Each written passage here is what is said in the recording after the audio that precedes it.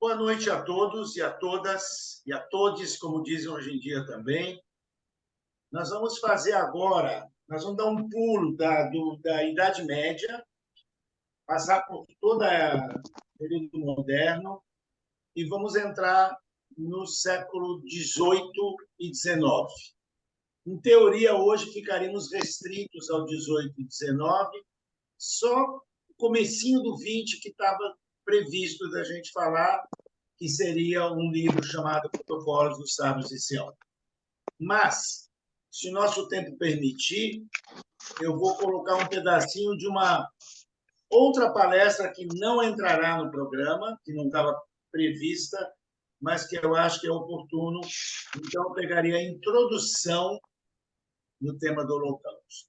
Nós vamos começar, então, nos séculos XVIII e XIX, quando na Europa, a Europa está evoluindo e a Europa começa a se libertar das aspas, já que eu sou medievalista, eu não acredito nisso, mas aspas, as trevas medievais, e começa a ver o período que se chama o período das luzes, em que a sociedade se ilumina com saberes, reflexões e tudo mais.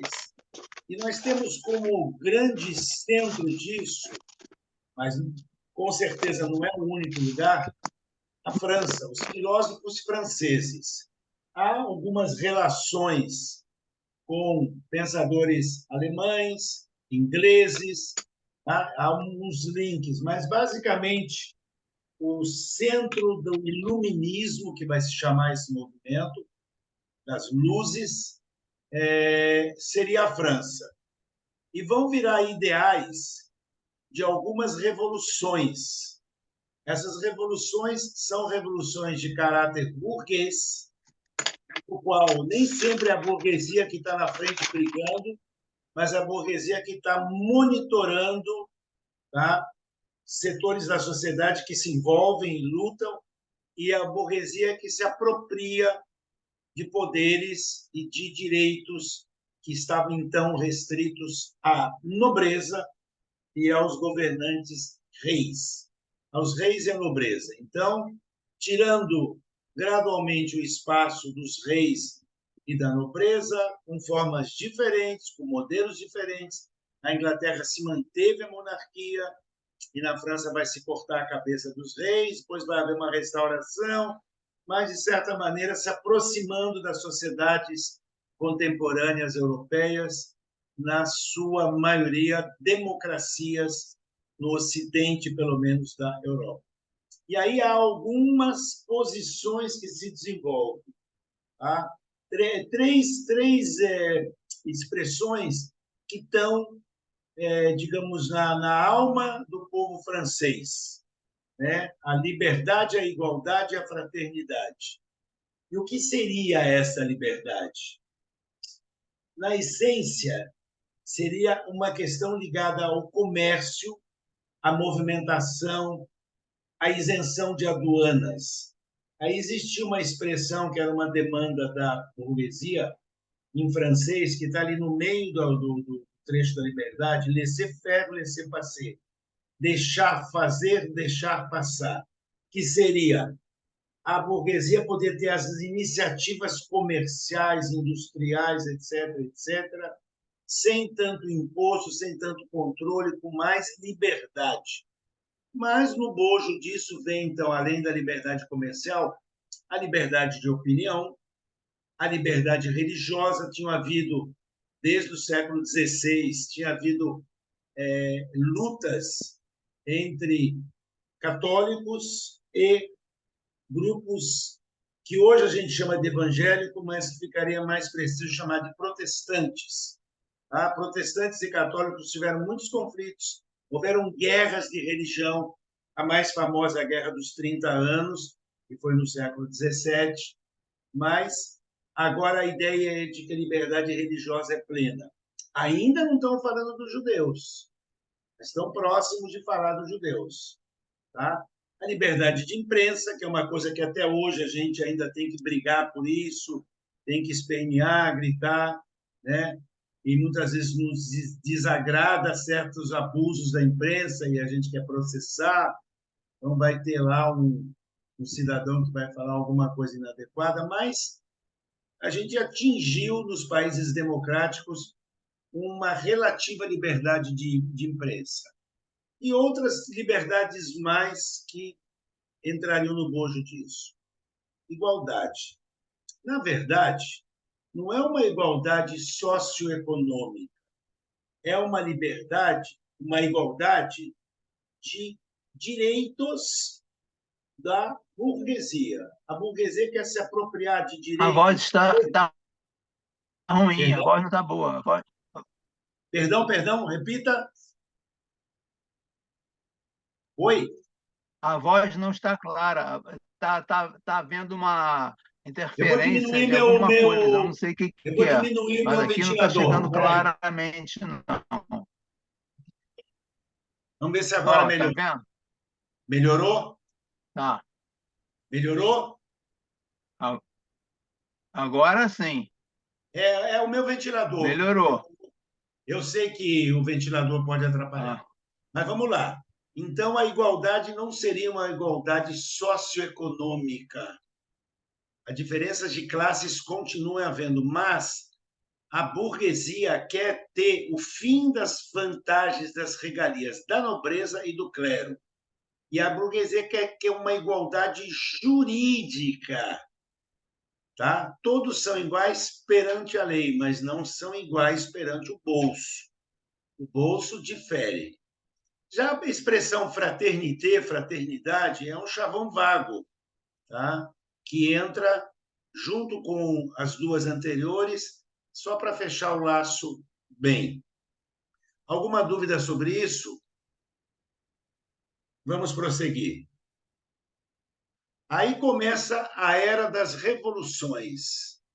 A grande revolução é mais ou menos uma década na França, na qual a chamada Revolução Francesa, que não é a única Revolução Francesa desse período, mas é a grande Revolução Francesa, ela é bastante radical no seu começo.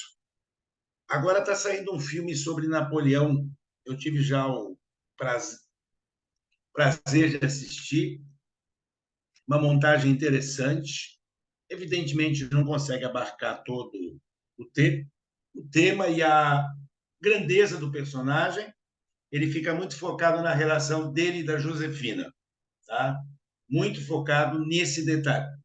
Mas mostra várias questões. Vou tomar um gole d'água porque eu estou soluçando. Peraí.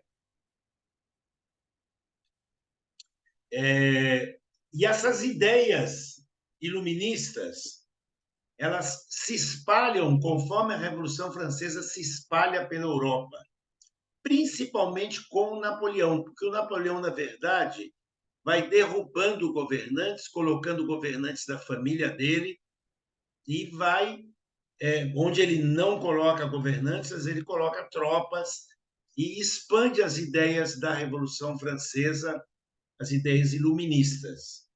Quando ele é derrotado em 1815, tem um recuo nos avanços, mas o século XIX vai ser como uma sanfona, em que avança e recua, avança e recua.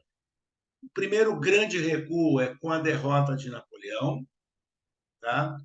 Na época que o Napoleão dominou a Europa Oriental, os judeus tiveram momentaneamente um respiro em questão de direitos civis.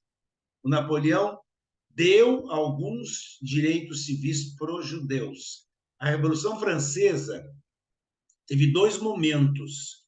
Num primeiro momento, foi dado os direitos civis para os judeus sefardim, os judeus que tinham vindo da Espanha e se estabelecido no sul da França, em 1791. Em 1793, deram direitos civis para os judeus ashkenazim, mas aí foi bem complicado, porque eles estavam envolvidos em dívidas de franceses, porque eles eram usurários, e aí foi muito conflituoso. Mas os judeus na primeira etapa, inclusive, da Revolução Francesa, eles obtêm direitos civis, tá? Mas que perdem isso depois. O Napoleão chama também, na época, ele reconvoca um negócio, um colegiado de rabinos que existia no século II e III, chamado Sanedrim, Sinédrio. Ele remonta um sinédrio e faz as 12 perguntas e joga isso para os judeus para entender o seguinte: vocês são cidadãos franceses de fé mosaica ou vocês são judeus franceses? E o Sanedrim percebe que não tem jeito, então eles têm que se adequar para poder receber a cidadania. E tem alguns pontos frágeis nessa conversa, mas, de certa forma, tem um breve período em que os judeus provam dos direitos de cidadania na França e em alguns espaços ocupados pelos franceses por Napoleão. Napoleão é derrotado, os avanços recuam e instalam ainda 2 revoluções na França. A de 1830, só na França, que derruba o último Bourbon, né? E sobe um rei burguês, Luís Felipe. Em 1848, em toda a Europa Ocidental, só não acontece nada na Rússia, tá? E nos países nórdicos, mas em toda a Europa Ocidental, até na Europa, como uma parte da Europa Oriental, tem movimentos de liberalismo, dessas ideias de igualdade e direitos jurídicos e nacionalismo. Mas os judeus, como é que ficam nessa história? Então, o iluminismo judaico ele já começou na Alemanha, mas a Alemanha não existia como um país unificado, não existia a Alemanha contemporânea, o Império Alemão. O Império era comandado por austríacos, por reis habsburgos, mas havia, principalmente em Berlim, existiam grupos de intelectuais e um deles que aparece no meio deles é um judeu de origem, na verdade, do leste. Ele veio de uma região chamada Prússia Oriental e ele foi a Berlim. Ele era muito culto, ele conhecia judaísmo profundamente, mas ele conhecia a filosofia também. E ele frequentou os grandes salões de Berlim e ele lá foi considerado, inclusive ele ganhou uma disputa na academia alemã contra o grande filósofo do iluminismo, eu esqueci o nome dele. Alguém lembra aí para mim? Rousseau, não. Oi? Rousseau? Não, Immanuel não. Kant? Voltaire. Kant? Voltaire. Não são franceses. O Immanuel Kant? Immanuel Kant, obrigado. Isso, Imagina. ele, inclusive, venceu uma disputa com o Immanuel Kant na academia. Então, ele é considerado chamado Sócrates judeu, o Mendelssohn. E a concepção dele influenciou seguidores posteriores. E o objeto era integrar os judeus nas sociedades europeias, ou seja, os judeus deixarem de ser um grupo à parte da sociedade e integrarem a sociedade, aprenderem outras profissões, aprender a língua do país. E aí começaram um processo que chamaria saída do gueto, em vários sentidos, mas aprender o alemão e não falar o Yiddish. Tá? Profissões. Judeus já eram prestamistas, banqueiros, havia médicos judeus, mas tinha muitas profissões que não tinham judeus. E os judeus passam a aprender outras profissões. Cria-se na época, quem mora no Rio conhece as escolas Hort. No Rio de Janeiro tem uma escola chamada Ort, que é uma escola muito boa, que é uma escola do tipo dos Cefetes ou das escolas técnicas. Tá?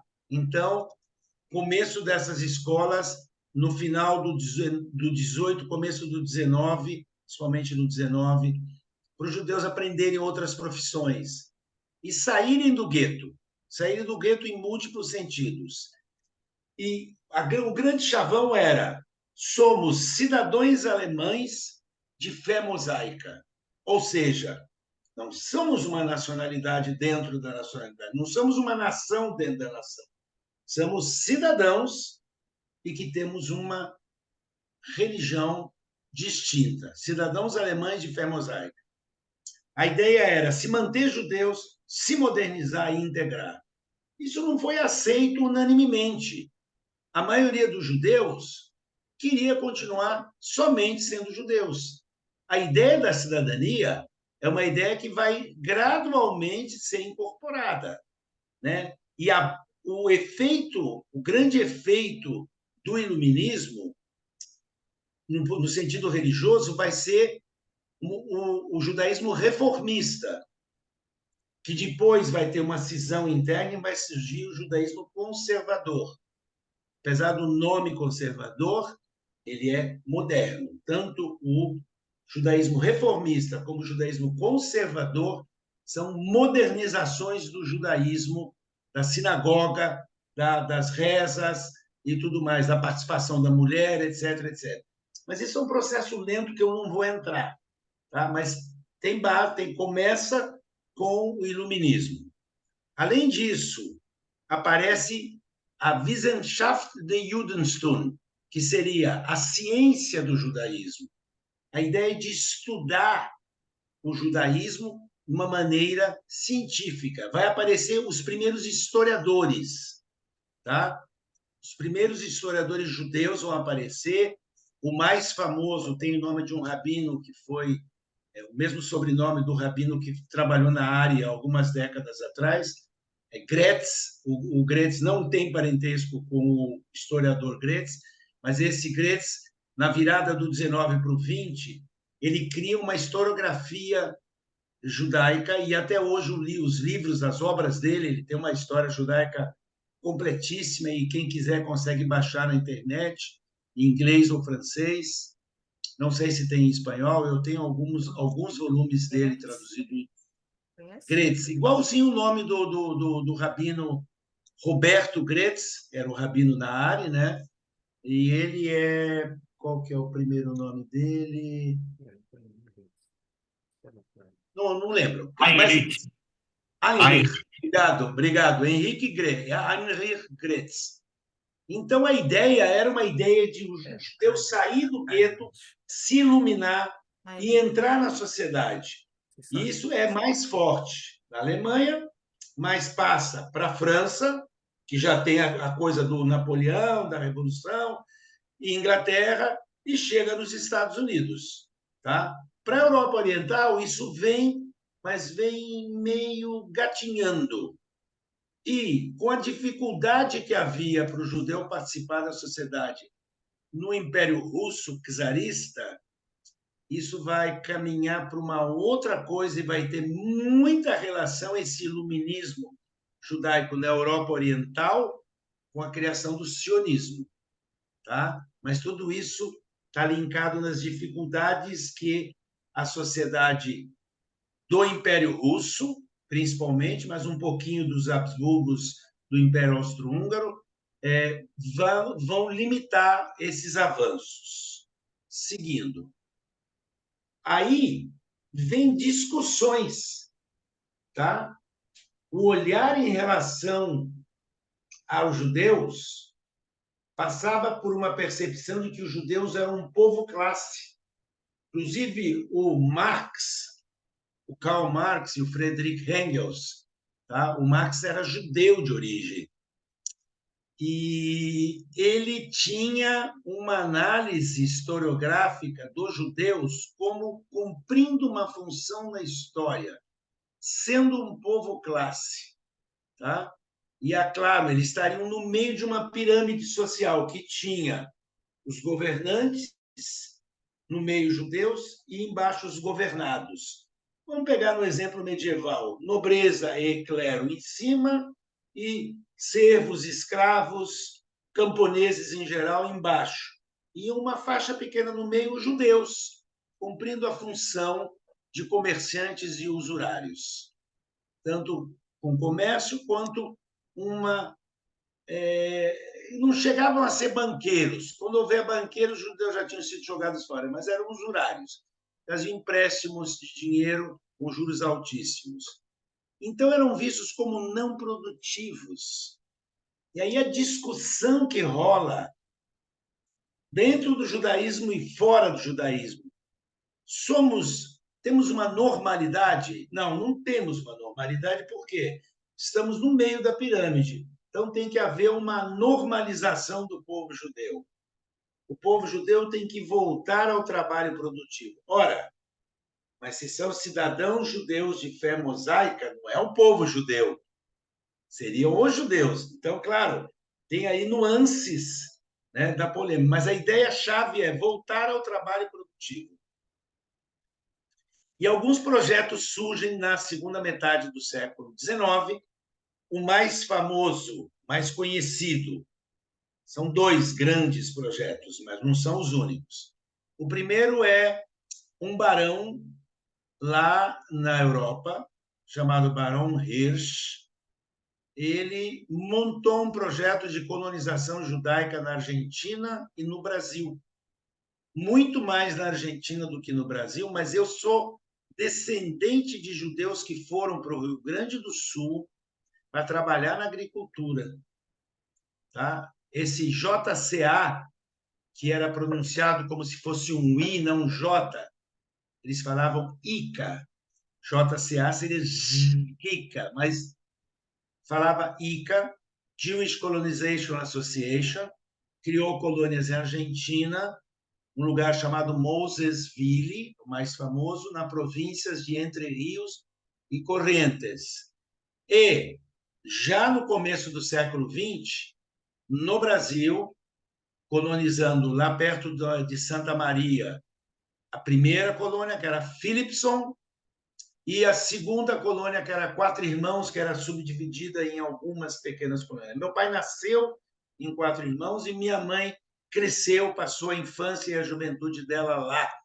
E então eu descendo de judeus que vieram para as colônias agrícolas judaicas no Brasil. Tem muitos estudos, muitos escritos, principalmente lá em Porto Alegre tem uma associação que chama Marc Chagall, em nome do pintor. E o Marc Chagall tem muitas pesquisas, tem livros sobre essas colônias agrícolas no sul do Brasil. E o outro movimento que surgiu era: vamos normalizar o povo judeu na terra de Israel, voltar às nossas origens.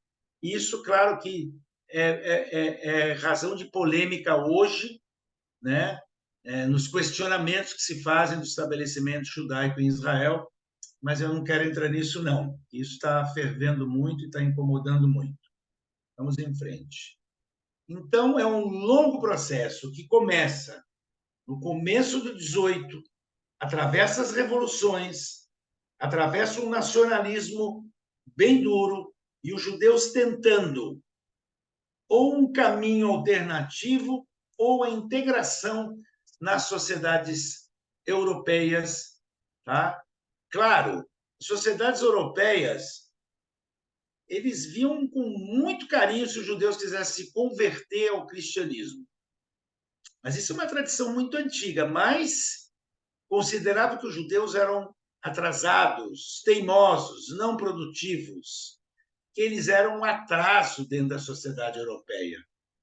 E a Revolução Francesa entendeu que se aquela ideia de igualdade, que seria todos são iguais perante a lei, não integrasse os judeus, haveria um furo no sistema. Então, não é porque os grandes revolucionários franceses amassem os judeus, tá? Não é porque eles queriam emancipar os judeus, fosse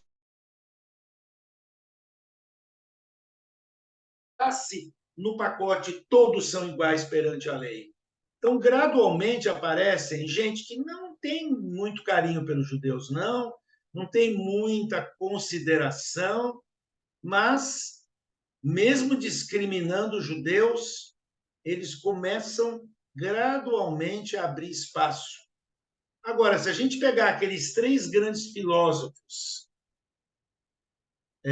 iluministas, Voltaire, o Rousseau e o Montesquieu, mas se pegar outros também, o Diderot, que é o autor da enciclopédia, eles não tinham muito carinho, muita consideração pelos judeus.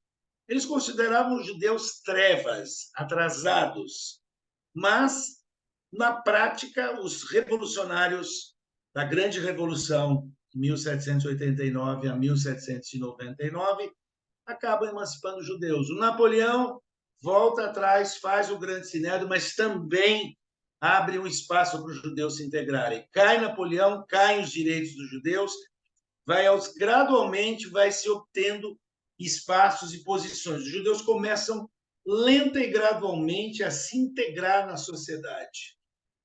Claro, olha aqui como é que foi a coisa. Aquele início lá no 1789, decapitam lá o Luís XVI e decapitam a Maria Antonieta. Primeira coisa, precisava integrar os protestantes. No caso francês, tinha tido guerras de religião entre católicos e protestantes. E tinham matado, no século XVI, tinha tido uma noite de São Bartolomeu em que se matou os protestantes franceses. Fez uma matança horrorosa. E tinha tensão muito grande. Em primeiro lugar, recebem cidadania, direitos políticos.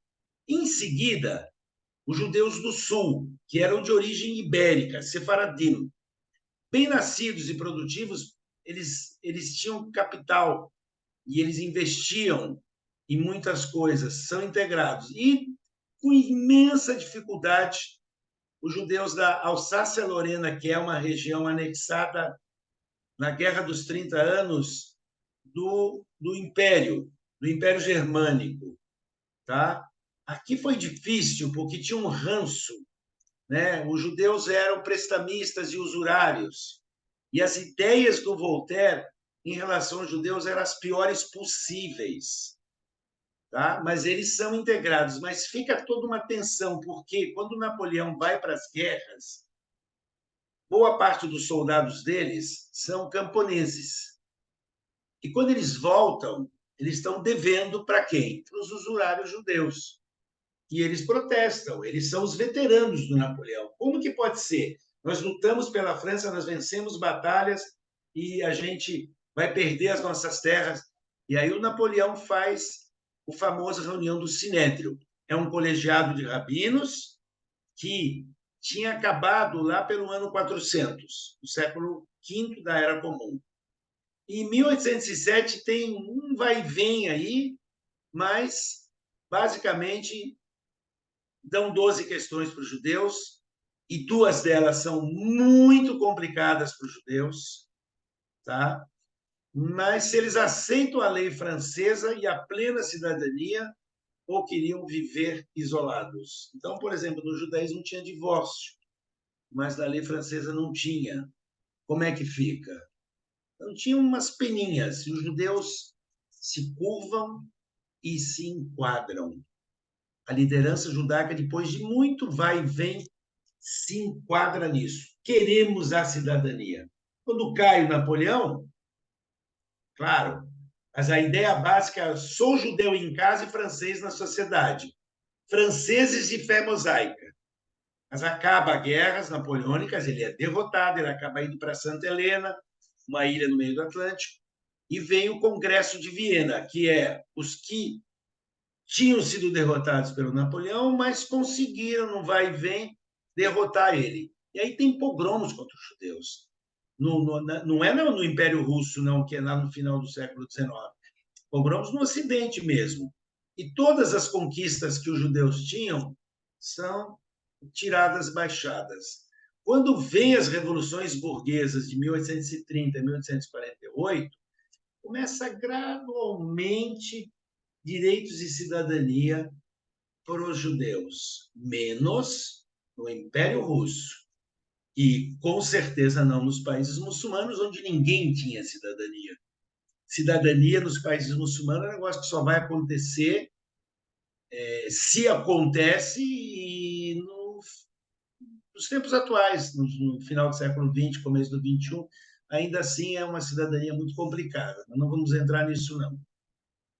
Mas os judeus gradualmente se inserem nessas sociedades e têm um aparato mental de séculos que eles viveram, estudando muito e com pouca praticidade no seu cotidiano, porque estavam em profissões restritas, mas eles tinham um preparo intelectual muito bom. E então sobem, ascendem muito rapidamente. Os judeus começam a se inserir nessas sociedades, recebendo direitos, e começam a entrar na política, e começam a fazer parte de partidos, ora conservadores, ora liberais. Mas eles se inserem nos partidos, se inserem na política, e começa a haver apreensão e reações sociais. Pô, esses caras, há pouco tempo atrás, eles estavam fechados no gueto, agora estão aí no comércio, na indústria, tem nobreza, né, recebendo títulos de nobreza e participando dos parlamentos, né? Então começa a ter uma fervura. A inserção dos judeus social é até motivo de filosemitismo. Tem gente que gosta dos judeus porque vê os judeus como competentes na sociedade competitiva, na sociedade capitalista, tá? Não só apreensão, reação negativa, tem reação positiva, tem gente que valoriza, olha como os judeus são trabalhadores, olha quantos prêmios Nobel tem os judeus. Esses discursos que se repetem, às vezes trazem uma avaliação imprecisa dos judeus ou extremamente simpática aos judeus. Mas, claro, inveja, competição, ciúmes, por outro lado. Essas coisas todas acontecem. Parcela dos judeus nos países europeus se integram. Não são todos. Alguns judeus ainda resistem e permanecem fechados nos seus bairros. Uma parcela dos que se integram se assimilam e desaparecem, ou seja, acabam se convertendo ao cristianismo e casam com gente da elite. Outros obtêm direitos e se modernizam, mas continuam judeus. E uma parte deles vai para o judaísmo reformista ou para o judaísmo conservador. E uns se fecham nos seus nos seus bairros, no seu cantinho. Então, vai haver uma diversidade muito grande entre grupos dentro do judaísmo. Então, uns desaparecem, uns se fecham e uns se integram e participam da sociedade. Claro, mas muita gente nas sociedades dos países da Europa Ocidental não aceitam que os judeus agora querem participar da política, estão participando da economia. Já tem judeu, tinha um primeiro-ministro na Inglaterra no século XIX que chamava Disraeli. Quer dizer, está claro a origem dele. Lord Rothschild, aquele barão de Hirsch que eu falei que fez, ele era um barão na França, né? Não, ou na Inglaterra. Não sei se ele era na França ou na Inglaterra, mas ele tinha um título de nobreza, quer dizer, judeus com títulos de nobreza. E a concorrência nos espaços sociais e econômicos começa a gerar conflito. Quem são esses que estão aí, né, tomando o meu lugar, o meu espaço? Vamos pegar o Karl Marx, que seria a fonte de origem do marxismo, que vai ser importante na Revolução Russa e uma série de outras. Ele era judeu, de descendência de avô, e ele escreveu, o pai já era convertido ao cristianismo, e ele não tinha nem religião. Ele escreveu uma obra chamada Questão Judaica, no qual ele, que é brilhante como analista da sociedade no aspecto econômico, nessa questão ele mostra imaturidade e desconhecimento. E absorve, mesmo tendo raízes judaicas, um ranço antissemita, tá? E um foco exclusivista na ideia do que os judeus sobrevivem por causa de ser um povo classe, função socioeconômica. Um autor já do século XX desenvolve muito essa tese e a explica. Tá? É o Abraham Leon. Esse Abraham Leon, tristemente mesmo, morre no campo de concentração. Mas ele escreve uma história do povo judeu, da Idade Média até o primórdios da Segunda Guerra Mundial, em que ele desenvolve essa tese e justifica. E eu cito ele. Tá? A dominação universal do judaísmo, do triunfo de sua essência egoísta, sob a forma do capitalismo de mercado, apontando o dinheiro como o Deus ciumento de Israel, diante do qual nenhum outro Deus deve existir. E recita Marx. Marx afirmava ser a letra de câmbio o verdadeiro Deus dos judeus, e que esta divindade havia ganhado toda a sociedade que assim se judaizara. Pessoal, esquerda ou direita aqui se confundem, e é mais ou menos o que está acontecendo hoje conosco. A gente está olhando a esquerda e a direita, fazendo discursos diferentes e parecidos ao mesmo tempo. Tá? Uma fala dessa, originária de Marx, citada pelo Abraham Leon, ela não difere em nada daqueles mitos medievais antijudaicos. É forte, é pesado. E agora eu vou mostrar alguns livros da minha biblioteca, tá? Do qual eu me baseei. O primeiro é esse, Questão Judaica de Marx. Isso é um livro que eu tenho, é de anos 60, 70. Na época que no Brasil se vendia muito livro marxista, eu tinha identidade com as ideias socialistas, eu ainda tenho ideias de esquerda, e eu comprei esse livro e confesso que eu fiquei decepcionado com, já naquela época. Eu não tinha tanta maturidade, não sei se eu tenho agora também, mas eu tinha menos ainda, né? Eu acho que eu continuo imaturo, mas é uma coisa de assustar, tá? Agora vamos para Sartre. Eu morei na França, junto com a minha esposa, durante metade do ano de 2013, final de 12 e primeira metade de 13. E a gente caminhava muito, porque sábado e domingo não tem arquivos, não tem biblioteca, está tudo fechado. A gente adora caminhar e a gente caminhava muito por Paris. E um dos meus trajetos passava pelo cemitério de Montparnasse. E eu sempre passava, vocês vão achar que eu sou doido, ao lado do túmulo do Sartre e da esposa dele, que é uma grande autora de livros de feminismo. Tá? Dois personagens que eu tenho extremo respeito, e eu tenho na minha biblioteca um bonequinho de chumbo, que é um Sartrezinho. E a piada que fazem de mim é que eu discuto com o Sartre, porque o Sartre me incomoda.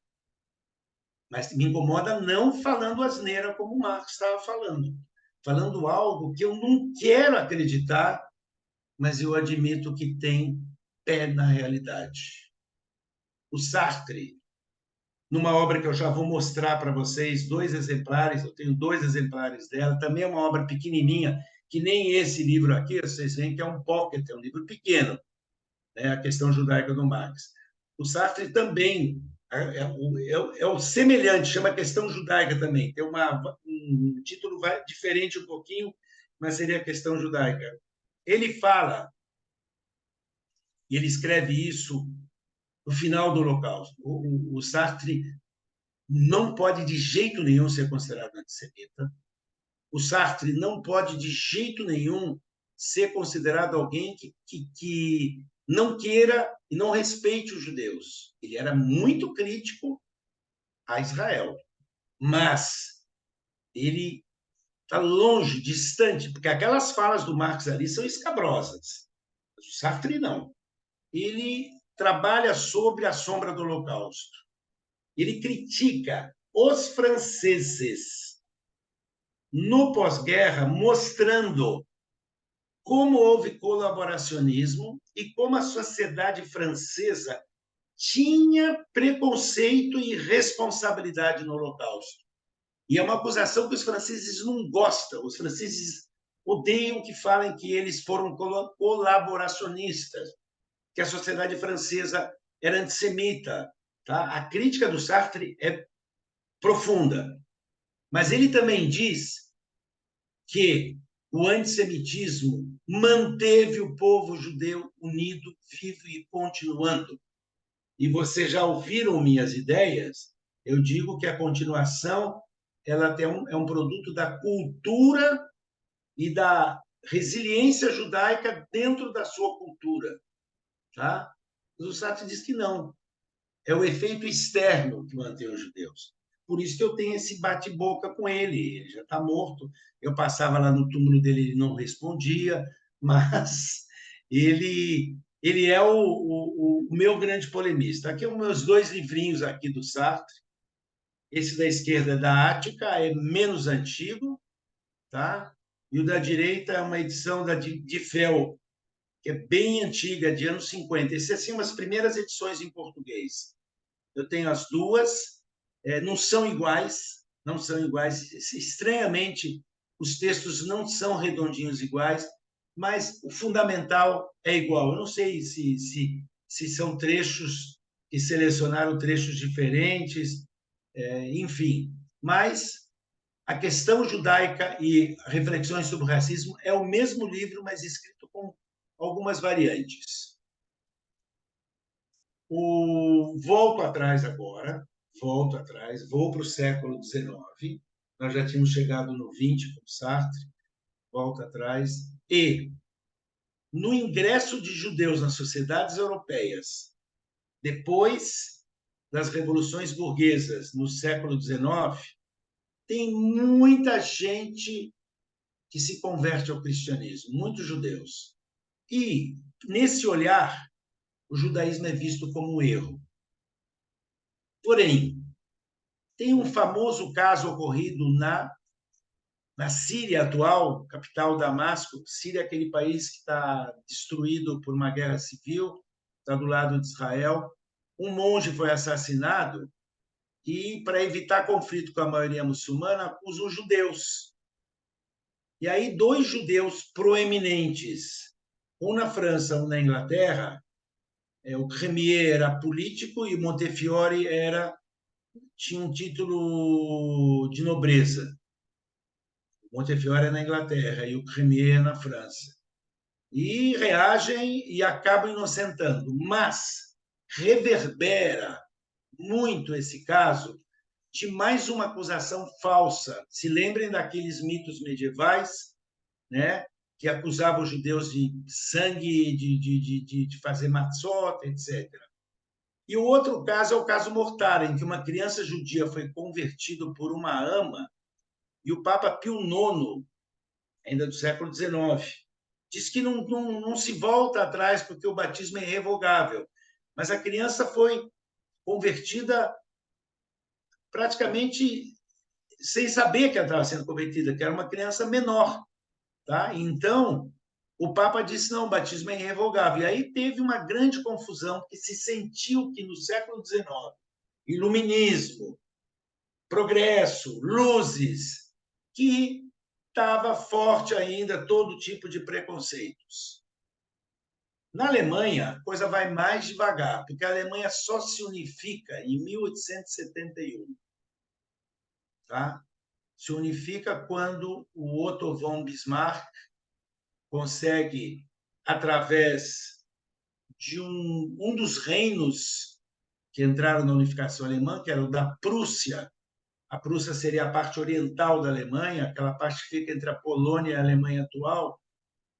Eles conseguem unificar vencendo uma guerra contra os franceses. Derrotam o Napoleão III, o sobrinho do Napoleão, e unificam. E aí, claro, a Alemanha vinha muito bem economicamente, mas ao se unificar, o crescimento econômico é acelerado demais, traz crises, exploração e tem, em 1878, uma grande crise econômica. E, nesse período, tinha judeus nos partidos de centro e de direita. Tinha os judeus conservadores, como Stahl, e tinha judeus liberais, como Lasker, tá? Mas, principalmente, sociais-democratas. Tá? E todos eles num projeto de unificação da Alemanha. Eles se identificavam, são cidadãos alemães. Mas aí nós começamos a ver o aparecimento de um antissemitismo. Ainda não é o antissemitismo pleno, mas começa a sair do antijudaísmo rapidinho e criar a formatação do que eu chamo, sim, de antissemitismo. E antecessores, algum deles é o Richard Wagner, músico, que as músicas eram tocadas nos campos de concentração quando os judeus eram levados para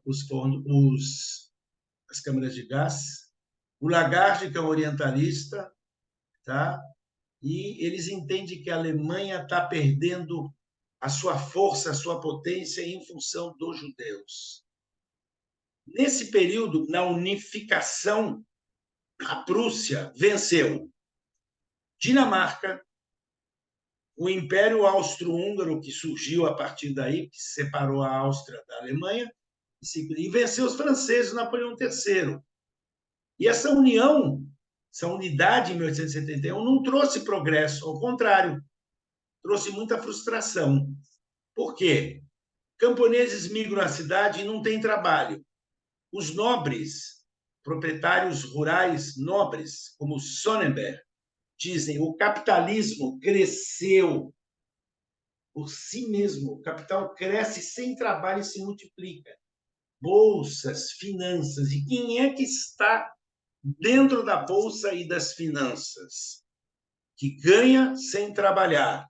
Quem é que ganha sem trabalhar? Aqueles que ficavam naquele grupo. Então, se recicla o olhar em relação aos judeus como não produtivos, como que mexem com dinheiro, que têm uma postura de sugadores da energia, do dinheiro, do trabalho dos demais membros da sociedade. E aí tem a crise da Bolsa de Berlim em 1873. Falências, mas também tem crescimento. É o capitalismo. E aí associam os judeus com o capitalismo, a pátria egoísta. Se reciclam. Reciclagem moderna dos mitos medievais. Isso está claro nos textos. Tem um pastor e capelão da corte, tá? Eles eram luteranos, é um pastor luterano, Adolf Stocker, tá? Ele fala que tem judeus demais em Berlim e 5% da população são judeus, mas eles ocupam 1/3 das vagas da universidade, que seria 33%. E aí ele funda o primeiro partido, que seria o PDC, a Democracia Cristã, né? Mas está longe de ser. Christliche Soziale Arbeiterpartei, Partido dos Trabalhadores Social Cristã, que seria o democrata cristão depois. E prega o isolamento dos judeus, excluir eles da vida social, política e econômica. Começa um partido que tem como a sua plataforma ideias de exclusão dos judeus, que os judeus seriam uma praga na sociedade. Está se construindo as teorias raciais, está se chegando. Aí aparece um historiador, aliás, historiador de história antiga, que eu me cruzei já com ele, Hatke. Invasão judaica, ocupa a bolsa, domina a imprensa, toma as universidades, são os mais ricos do país. Ele usa mal as cifras, mas vocês sabem que fake news, bem contada e contada com veemência, pode ser considerada verdade, ainda mais se não houver um controle da liberdade de imprensa, as limitações. E um outro tema que ele coloca é o seguinte: os judeus são a nossa infelicidade. O Bismarck não era antissemita, Otto von Bismarck, mas ele quer atingir o Partido Liberal, porque ele é do Partido Conservador, o Bismarck. Então, ele quer atingir o Lasker, que é um judeu, e faz o jogo. E aqui vem o cara que vai criar o termo semitismo-antissemitismo. É o intelectual alemão Guilherme Wilhelm Marr. Ele diz: a vida e o futuro pertencem ao judaísmo, a morte e o passado ao germanismo. Ele escreve textos que falavam da vitória do judaísmo contra o germanismo, dizendo que os judeus corroem a sociedade alemã, destrói. Claro, ele está no bojo de uma crise econômica, que precisa ter algum culpado e atribuem aos judeus, e não conseguem entender que isso é uma parte do capitalismo. E aí nós vamos começar a construção do racismo e do antissemitismo. Omar proclama, aqui está a obra dele aqui, né? Siege des Germanistums über das Judentum, a derrota do germanismo pelo judaísmo. A grande vitória histórica do judaísmo, registro de uma batalha perdida sem qualquer esforço do exército derrotado. E quem me passou essa referência é um historiador judeu chamado Salo Baron, que é do século XX, primeira metade. Quer dizer, o Mar está aqui na foto, e ele é o criador do termo antissemitismo. Fundou a Liga Antissemita, e o pretexto dessa Liga Antissemita é juntar intelectuais alemães para denunciar os judeus como destruidores da cultura, parasitas da humanidade e que deveriam ser arrancados pela raiz. Então, uma outra obra dele, chamada Espelho de Judeus, ele fala de uma nova forma de ódio aos judeus, superava o tradicional ódio religioso por um ódio biológico. Fundado na essência mesma dos judeus, na sua constituição química e orgânica. Está se pegando a ciência, ou a pseudo, a falsa ciência, que havia nesse período, e está se construindo o racismo. Paul de Lagarde, que é um intelectual, escreve: os jornalistas liberais judeus, que poupam aos seus leitores todos os esforços de pensamento, impede que tenham qualquer opinião pessoal, tornar estéril o ideal germânico. E usando as ciências biológicas, as teorias da antropologia do século XIX se definem como liga antissemita. E, claro, usam a Bíblia para conceituar raças. Sem seria o filho de Noé ancestral de Abrão. E Cã seria usada pelos africanos. E os germanos seriam descendentes de Jafé. Então, seriam os indo-europeus, entre eles os germânicos, seria o topo da pureza. E o topo da impureza seriam os judeus, os semitas. Richard Wagner, Paul Lagarde apregou uma biologia racial. A vida é uma luta e os mais fortes vencem. A melhor raça, a raça alemã, deve impor sua lei às raças decadentes dos confins asiáticos. E, por incrível que pareça, o que seria a democracia cristã a posteriori, socialismo cristão austríaco, até hoje existe, conservador, antissemita, tem como líder Karl Lueger, que foi eleito prefeito de Viena várias vezes. O imperador austro-húngaro se opõe. O imperador austro-húngaro gostava dos judeus e entendia que os judeus eram benéficos para a sociedade. Mas ele permanece. E aí se constrói um conceito pretensiamente científico. O racismo é uma pseudociência. Se apoia em darwinismo, na antropologia. Mas quem é que tem interesse nessa insanidade? Tá? Para isso crescer, tem que alguém mentir bem, mas tem que ter gente que tem interesse em mentir bem e levar isso adiante. Alguns autores que eu discordo deles, mas eu citei já aulas passadas a Maria Luísa Tucci Carneiro, grande amiga minha, que eu respeito, reverencio, dizem que o começo está no Estatuto de Pureza de Sangue de Toledo, que dali é uma virada. Isso é uma polêmica historiográfica e eu estou num outro acampamento, mas cito e referencio. O contexto francês tem aqui um mix, tá? Várias revoluções, ideologias à solta, tinha liberalismo, nacionalismo, socialismo, convergem, divergem, e os judeus estavam no meio disso aí, tentando obter os seus direitos. E a nobreza francesa diverge. O famoso Conde de Gobineau, que visitou o Brasil e que o Dom Pedro II, que não tinha nada de antissemita, tá? Nem pensem nisso, ele gostava dos judeus, visitou a Terra Santa, mas ele interagiu muito bem com o Conde de Gobineau. E ele escreveu um ensaio chamado Ensaio sobre as Desigualdades das Raças Humanas. É uma teoria pretensamente científica.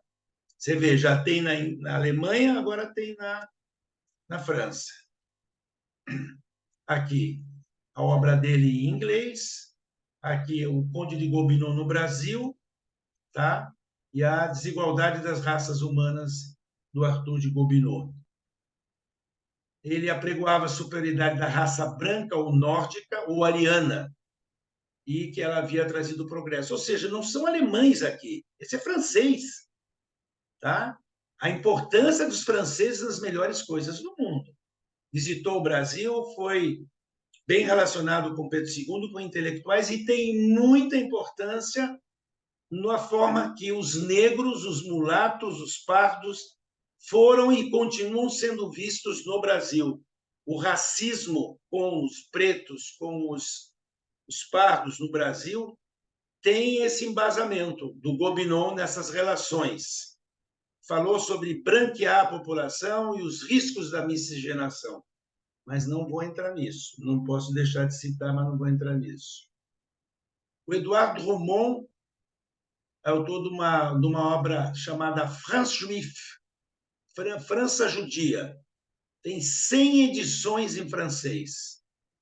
E o jornal La Libre Parole, a palavra livre, moldaram as teorias do pensamento francês, traduzido em alemão, inglês, espanhol e polonês. Efeitos imediatos e posteriores. La France Juive aqui. Aqui, ó. Olha que bonito aqui, ó. Os judeus destruindo a sociedade europeia. Então, tudo isso na França da Revolução, na França do Napoleão, meio século depois, é complicado. E os judeus participavam de todos os espaços da sociedade, tá? Mas na França, o exército só tinha, até o Napoleão III ser derrotado pela Prússia, só tinha oficiais nobres, mas derrotado na Guerra Franco-Prussiana, tá? Entrou um revanchismo francês e uma humilhação da França, que a Prússia derrotou a França e criou o Império Alemão. E aí fabricaram, num caso de espionagem que houve, fabricaram um culpado, um capitão judeu chamado Alfred Dreyfus. Ele era inocente, o verdadeiro culpado não tinha sido achado, então se culpou ele. E ele foi o motivo de um longo conflito entre gente progressista e gente conservadora. Tá? Os anti-Dreyfus eram conservadores, monarquistas e antissemitas também. Mas havia elementos da sociedade que entendiam que a república só sobreviveria se ela parasse com esse preconceito, com esse antissemitismo. E aí surgiu um escritor famoso, Émile Zola, que escreveu um panfleto jornalístico, uma sequência de artigos publicados em jornais que depois virou um livro, J'accuse, Eu Acuso. Primeiro foi como artigos jornalísticos, depois livro, e atacou, atacou esses caras. Quer dizer, é o contra-ataque de democratas, republicanos e socialistas. Até que o processo é revisto. O Dreyfus estava na Ilha do Diabo, aqui na América do Sul, e é inocentado e anistiado, mas influencia imensamente um jornalista judeu assimilado, que era correspondente de um jornal de Viena. Ele era húngaro, mas... Ai, meu Deus. Entrou aqui, só um minuto. Entrou aqui um...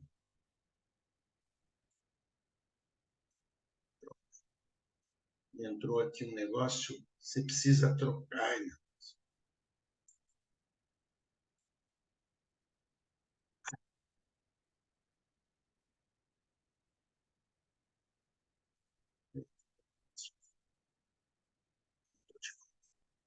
E o Theodor Herzl virou um sionista, ele era um judeu assimilado. Caso russo. Bom, ali não tinha muito o que fazer. Na Rússia tínhamos o Império Czarista, muito atrasado, e que conquistou a Polônia e absorveu um grande número de judeus. E o projeto dos czares era converter esses judeus. Fizeram muitas tentativas para converter e resolver o problema judaico.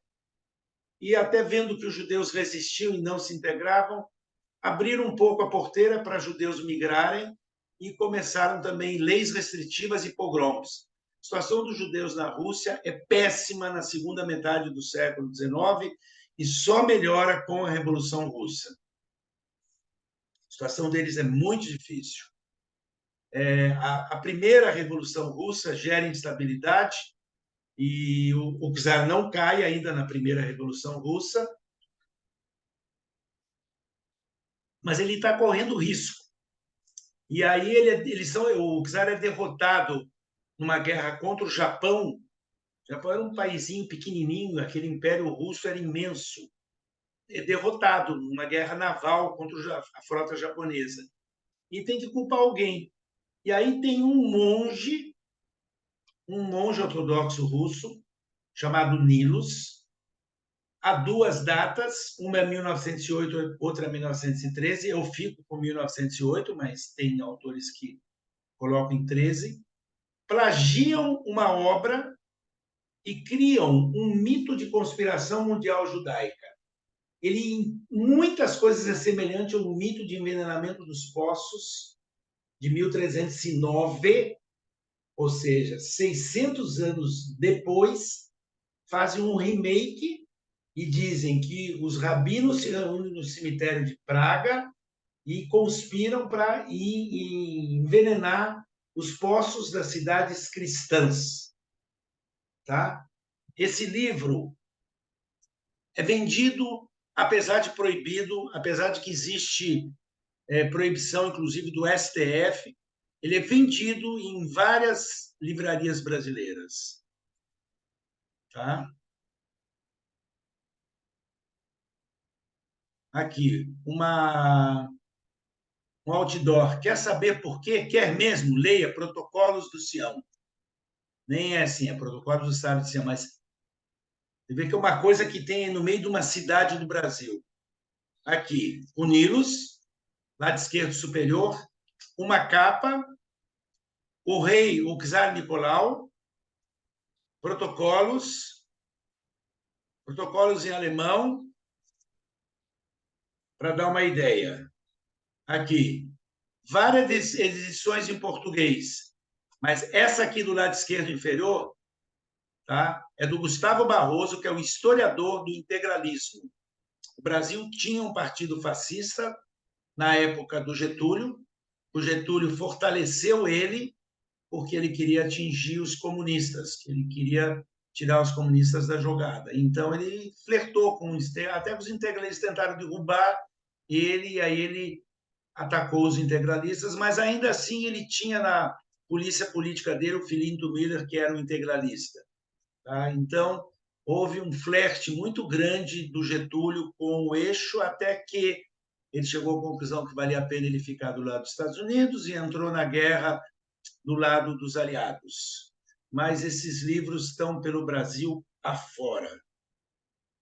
A obra é uma falsificação literária, tá? Um plágio, porque o Anatol Rosenfeld, que é um professor da USP, que foi amigo do meu pai, inclusive, ele conta dessa falsificação. Teve um tribunal no final dos anos 30, em Genebra, na Suíça, e que provaram que o livro era uma falsificação literária. O Will Eisner, que é um grande, como é que se diz, cartunista, tá? Ele fez um livro que a Companhia das Letras vende sobre a história secreta dos protocolos, que tem a introdução do Umberto Eco, que é um dos maiores, recém-falecido, intelectuais do mundo contemporâneo, italiano, recentemente falecido. Ele diz que não são os protocolos que geram antissemitismo, é a profunda necessidade das pessoas de isolarem o inimigo que as leva a acreditar nos protocolos. A necessidade do inimigo interno. Aqui. O livro do meio é o Anatol Rosenfeld fazendo a análise da falsificação. Esse aqui é o Will Eisner, que é os... Tem textos também, mas ele tem os cartoons. Tá? E aqui vários outros. Reflexões finais. O racismo do século XIX é a base da teoria ariana, que culminou no projeto de eugenia, limpeza e purificação da raça.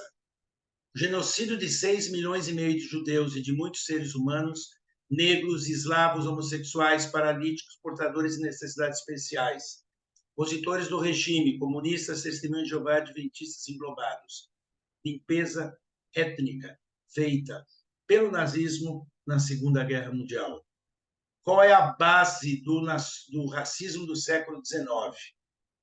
Multifacetado, polissêmico, mas um dos focos mais importantes é uma pseudociência que pretendia falar de progresso genético, de volta às raízes, embasado no dilema do romantismo, e o nacionalismo. O nacionalismo do século XIX queria e precisava, economicamente falando, de justificar o colonialismo, a ocupação de colônias na África e na Ásia, para ter lá mercados, matérias-primas e mão de obra no setor primário.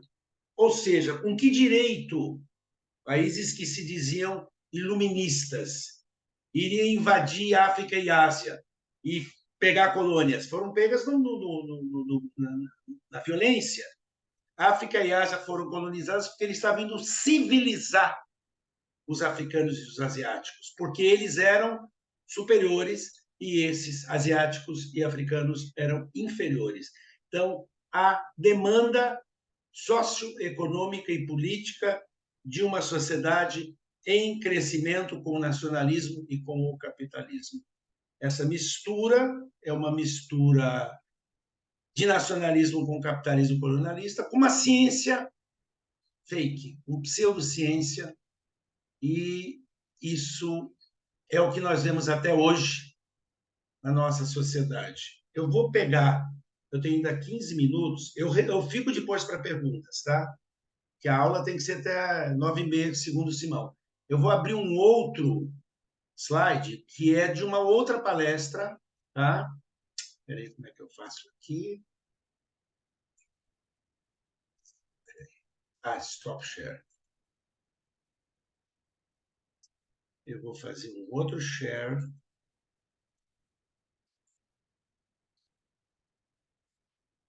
Isso é de uma palestra sobre o Holocausto, tá? E eu quero olhar só a introdução. A palestra é grande, é mais 1 hora de palestra, eu não vou fazer. Mas eu quero olhar como um contexto, porque hoje eu estou preocupado com o contexto de falas que a gente tem na nossa sociedade, no Brasil e no mundo, em relação aos judeus e a Israel.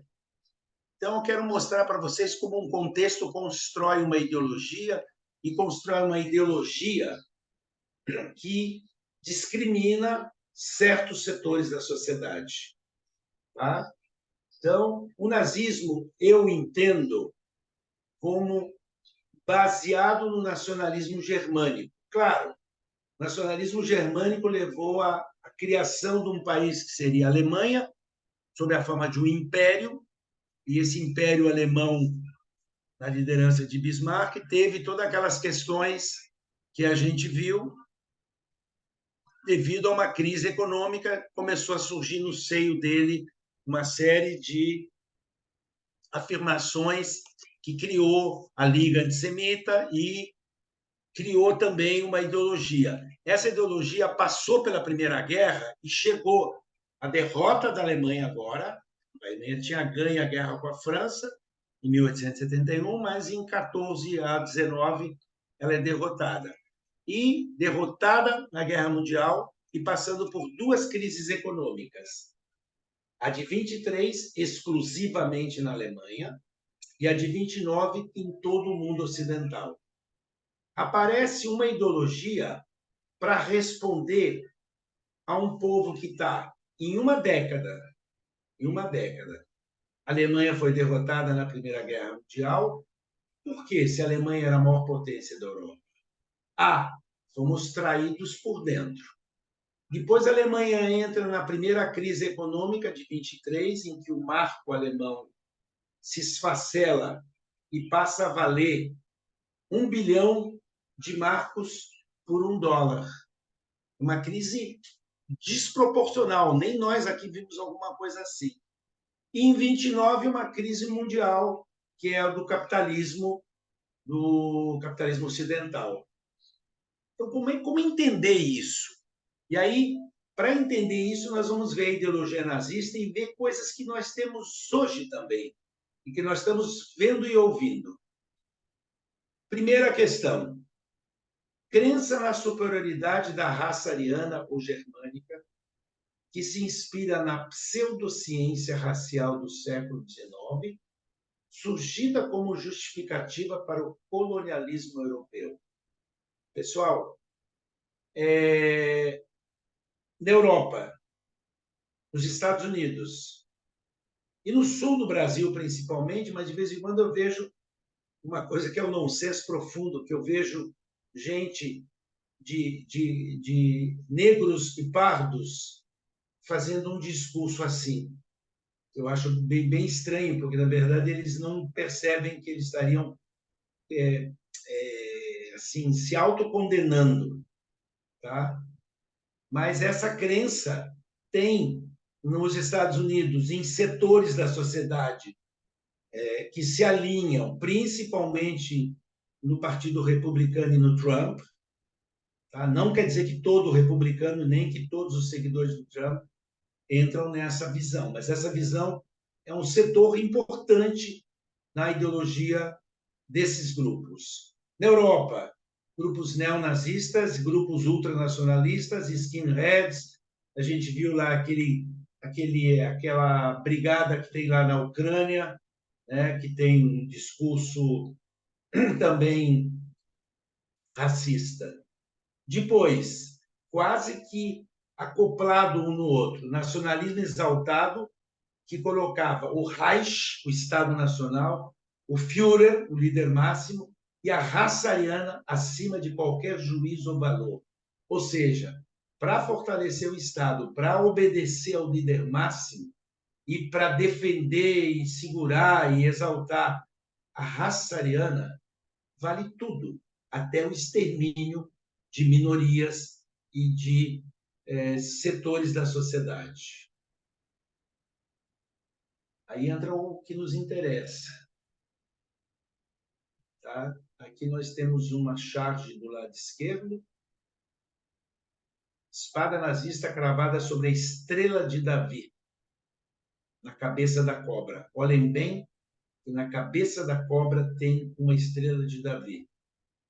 Algumas das palavras em vermelho, como sangue jorrando do réptil, são usura, medieval; Versalhes, que seria o tratado final da Primeira Guerra Mundial; inflação, as crises de 23 e de 29; bolchevismo, que seria o comunismo soviético; Barmat, que é um personagem, Putisker, Chare, os 3 judeus envolvidos num escândalo financeiro; prostituição e terror.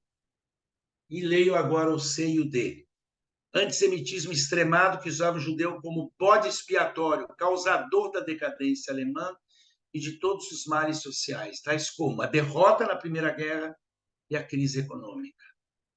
Depois, totalitarismo político, sob o qual a concepção básica seria um único chefe, um único partido, um único povo. Segundo Hermann Göring, ministro do Reich, Adolf Hitler era a consciência da nação. Reparem que esse D tem a ver aqui com o B, mas são 2 facetas de uma coisa que se conecta. Tá? Ok. E aqui entra uma coisa que a gente viu muito no Brasil nos últimos anos, aquela coisa de não aceitar vacina, de terraplanismo e tudo mais. Oposição às manifestações intelectuais, fontes de novas ideias ou críticas ao sistema. Confisco e queima de livros que divulgavam ideias diferentes das do nazismo. Eu não sei se vocês viram em documentários, mas essa foto que tem aqui do lado esquerdo embaixo, queima dos livros, isso aparece até num dos filmes do Indiana Jones. O Indiana Jones está passando, o 3º filme dele, ele está passando ali no meio de Berlim, estão queimando o livro. Queimar livros. Os Talmudim foram queimados na frente da igreja de Notre Dame, tá? No século XIV. Não, perdão, século XIII. Teve o rei São Luís, o Luís IX, ele mandou recolher o Talmud, dizendo que o Talmud tinha blasfêmias anticristãs, e fez uma pira enorme e queimou eles em frente a Notre Dame. Imagina a França da Revolução, a França da liberdade, igualdade e fraternidade, queimaram livros lá. O nazismo recicla, ele reutiliza essa ideia novamente. Longas durações, mito do envenenamento, protocolos do sábado de Sião, queima dos livros pelo Luís IX em 1240, queima dos livros pelos nazistas nos anos 30 do século passado. Depois, militarismo e expansionismo, em que a raça superior advogava o seu direito ao Lebensraum, espaço vital, para a expansão e domínio das raças inferiores rumo ao domínio universal. Fecha aqui. Negação dos direitos humanos básicos para todos e tudo que se opusesse à expansão do poder e dos ideais nazistas. Inclusive, um grande filme que eu recomendo, que é sobre o olhar de uma estética nazista. Tá? Tem um livro, um filme do Peter Cohen, que chama... Ai, meu Deus. Que chama...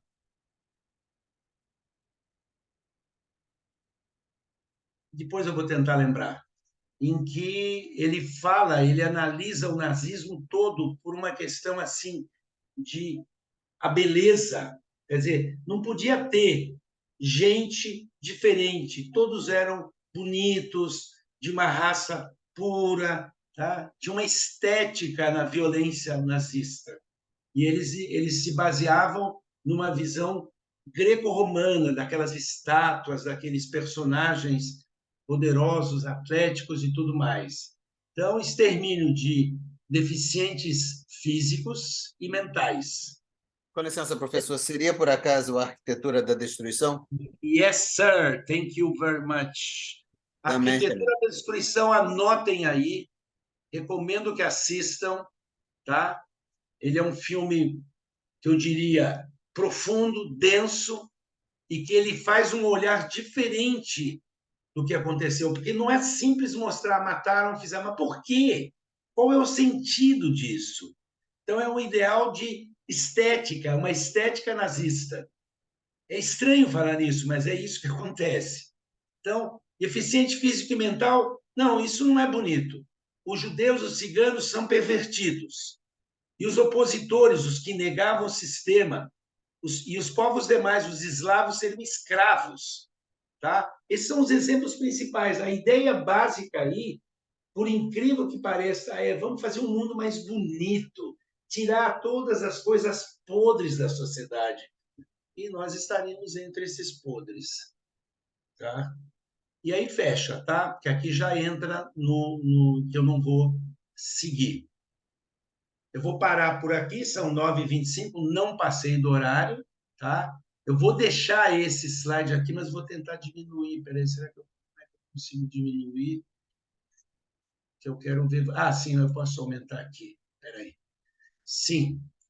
Vamos abrir para questões. Eu não tenho pressa, tá?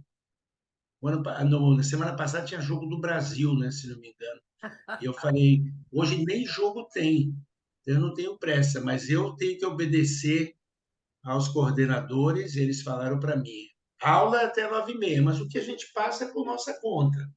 Então, vocês já assistiram a aula. Eu fico até às 10, se quiserem, para fazer perguntas, se tiverem dúvidas. Eu sei que foi a toque de caixa, foi muito conteúdo, mas eu viajo nessa semana, então não daria para fazer palestra na semana que vem. Se eu falar, vamos fazer 5. Então, até me proporia a não cobrar a quinta aula, mas não tem como, porque eu nem estou aqui e eu não faço em outros lugares. Eu tenho que estar na... A minha internet já é ruim o suficiente para não pegar outra, entendeu? Então, aberto para perguntas, queridos. Eu vou deixar esses slides e posso pôr o outro se houver pergunta sobre algum slide. Para vocês, podem falar. Eu vou aumentar um pouco o meu ventilador, que está muito quente aqui, mas se tiver difícil de ouvir, eu falo mais alto. Professor, apenas antes de iniciar as perguntas, dá uma olhadinha lá no seu e-mail, que eu mandei lá o meu endereço de Recife e tal. Só confirma. Um segundo, Walter. Como é que eu chego lá?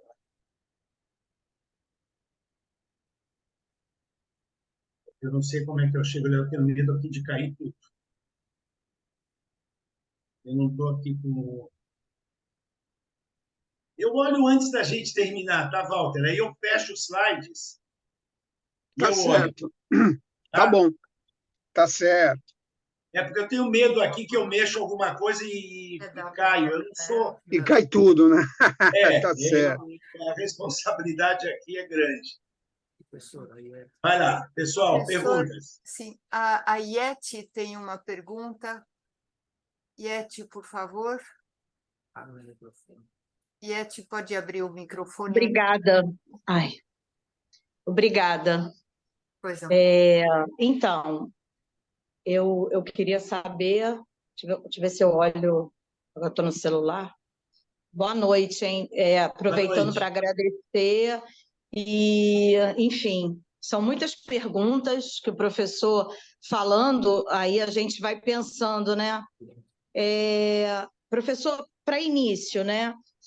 Eu ainda não estive no Louvre e eu queria saber, os judeus têm em algum andar, em alguma parte, algum lugar no Louvre? Veja bem, no Louvre, que eu conheço razoavelmente, tem sobre as civilizações do Oriente Antigo e tem sobre Israel. Não tem muito também, porque a gente não fazia muita estátua, né? Não tinha muito ídolos e assim, mas tem de arqueologia e tal. Mas em relação aos judeus no medievo, é casual que possa ter judeus no medievo, judeus Aham. modernos, mas existe um instituto em Paris que tem um museu judaico lá, mas eu já não me Certo. lembro mais onde é que era, não. Eu cheguei a Não, visitar. tudo bem. Porque assim, minha filha é rabada e ela teve uma oportunidade de ir a um casamento, e como eu sempre fiquei falando no ouvido dela, Louvre, Louvre, ela falou: "Ah, vou lá". Quando ela voltou, ela falou: "Mãe, que decepção, não tem nada". Agora eu falei: Tem, "Vou tem perguntar para o sobre o professor". Israel no mundo antigo, tem sobre Canaã, a Tá, civilização desse período, mas não tem específico. Mas tem entendi. museu judaico em Paris, viu? Tem museu, Eu a acho que comunidade judaica é foi o muito ativa. momento. Aí eu queria saber, será que isso aí já é um indício? Pode ser também questão do Avodazará, que a gente não. Ou isso é algum indício de antissemitismo? Porque aí eu já fiquei assim, Não, meio. não, não. Não Não creio, não procede. creio. Assim, eu não posso monopolizar, então, assim, eu prefiro deixar circular, e se Mas tiver faz mais tempo. uma pergunta, faz mais Ah, uma, depois você tá. entra na fila. É o seguinte, professor, assim, a gente é educador, né? Eu trabalho aqui no Rio de Janeiro, é, na escola municipal, tudo mais. Mas a minha questão é a seguinte: a gente sempre trabalha na perspectiva de que educação é esclarecimento, a educação é a única maneira que a gente acredita que a gente pode passar para o outro, né?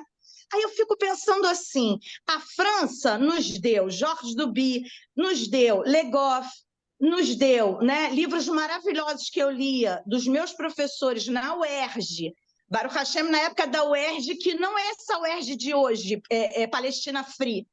Eu dou graças a Deus que eu não estudei nesse momento. Não, o que seria de mim? Entendo, Eu teria que ir para entendo. o online. Aí eu fico pensando assim, tudo na sua aula, tá? É, a França de Jacques, Zola. Óbvio que na França, é uma pergunta que eu faço para você, é óbvio que eles têm uma história que não é os 3 tempos de história que eu dou para os meus alunos, eles devem ter 5 tempos de história. Agora, eu pergunto, como é que esse aluno sai do ensino médio, que é outro nome, continua repetindo nas ruas de Paris a morte aos judeus? Tira o Hamas. Eu não estou falando do Hamas. O Hamas é a novidade. Como isso acontece? Professor, eu não quero jogar em você as minhas dúvidas, mas assim, é um momento que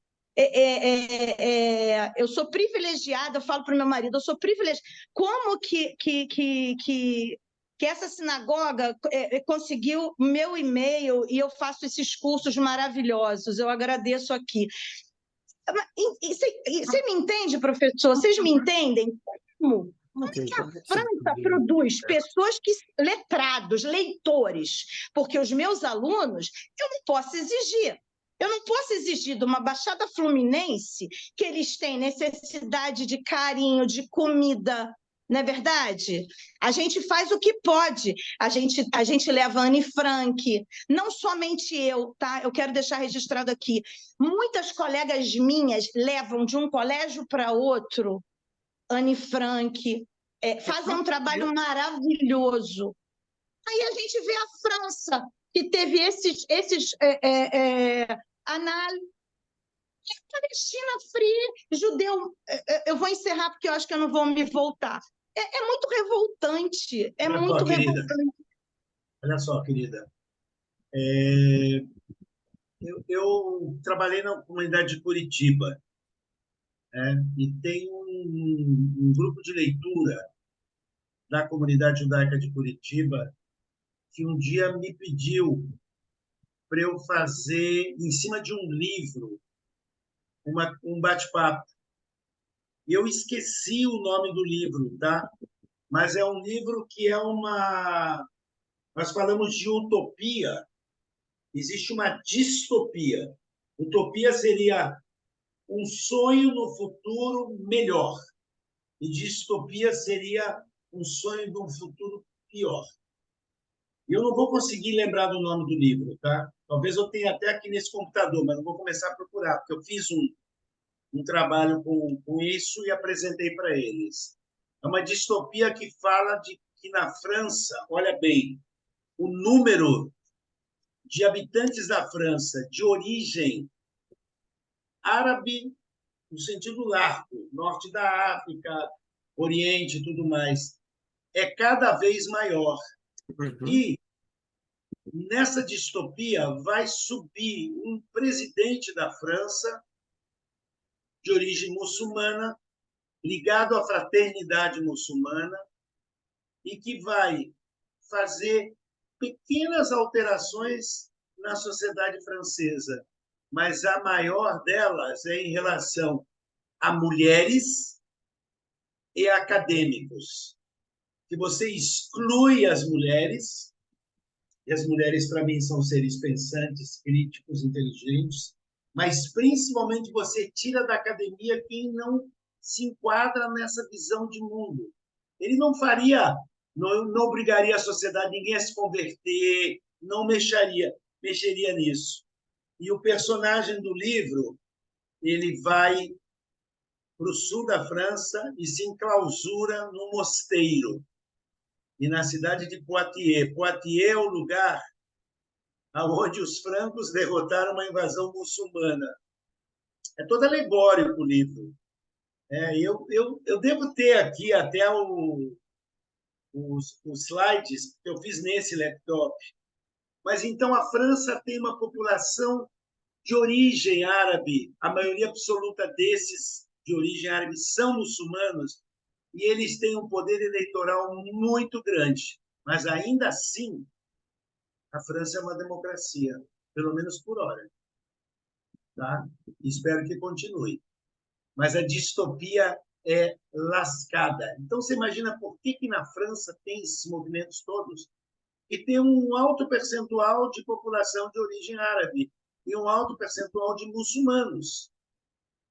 E óbvio que se nós fôssemos maioria, a gente estaria gritando também na rua. Passo a palavra. Professora Orlene levantou a mão. Por favor, Orlene.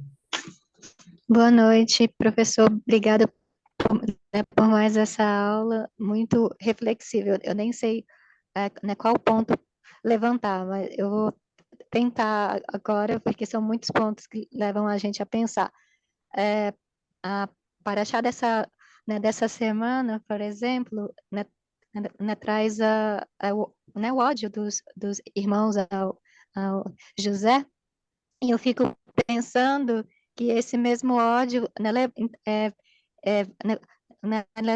levou ao Egito, e ao Egito, no caso, a ascensão dele no Egito como esse governante, e então, fazendo associação com um dos temas da sua palestra, temos ali o filosemitismo. Então, essa governança judaica, no caso, o senhor trouxe sobre esse intermediário, povo intermediário que faz, que prospera em tudo que faz, porque, enfim, é bastante pensante, bastante criativo, enfim. E aí, o que me leva a perguntar, qual que é o nosso papel hoje, se a gente ainda está cumprindo esse papel de José, descendo ao Egito, no caso, exercendo esse papel entre os povos de ser um povo criativo e, ao mesmo tempo, de benefício e paralelo ao antissemitismo. Então, reflexão sobre Paraxá e nessa Paraxá de José, e se a gente hoje não estaria vivendo esse papel de logo depois, né, ser esquecido pelo faraó e aí do filosemitismo para o antissemitismo. Desculpa, eu tentei fazer rápido esse percurso que veio aqui lentamente, né, durante a sua palestra. Então, convite, enfim, para a gente pensar nisso. Ok. Obrigado, Helene. Olha só, quando se fala de semitismo, está se falando de uma construção de século XIX que se apropria de algo que seria da religião. Sem Cã e Jafé é uma tentativa, no período bíblico, de explicar as diferenças entre asiáticos, africanos e indo-europeus. É uma explicação de época, mas usar isso para explicar as diferenças dos grupos na sociedade europeia do século XIX é uma construção fantasia total. Por quê? Porque semitas não seriam judeus, seriam judeus, os árabes. Como é que os árabes podem ser antissemitas? Como é que os palestinos podem ser antissemitas? Que tipo de antissemitismo o semita tem para outro semita? Tá? Então, isso é uma construção de século XIX totalmente furada, tá? E que tentava qualificar na sociedade europeia os outros. Quem são os outros? São os judeus. Bom, então eles são o quê? Eles são semitas, eles são asiáticos infiltrados na sociedade europeia. Mas, na verdade, todos os povos que migraram para a Europa, e houve migrações, porque os romanos, os gregos, são de origem indo-europeia. Eles migraram da Ásia para a Europa. Os gregos tiveram 4 ondas migratórias. Tiveram os aqueus, os eólios, os dórios e os jônios. Todos vieram em ondas migratórias da Ásia. Os romanos, idem. Depois, os invasores chamados germânicos, chamados de bárbaros, de uma maneira meio pejorativa, também vieram de outros lugares, uma parte do norte da Europa, mas uma boa parte da Ásia também. Tá? Então, não existe ali semitas, camitas e descendentes de Jafé indo-europeus. Existem muitos povos que migraram e se integraram e se misturaram. Não existe raças puras. Tá?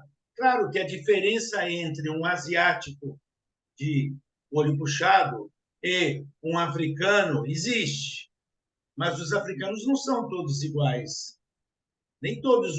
Um Zulu gigantesco e um pigmeu pequenininho são de uma mesma raça, tá? Mesmo entre os africanos, que são negros. Tá? Eles têm a ver com uma questão regional ali, eles viveram muito tempo ali. Os índios, por exemplo, do Brasil, não são a mesma coisa que os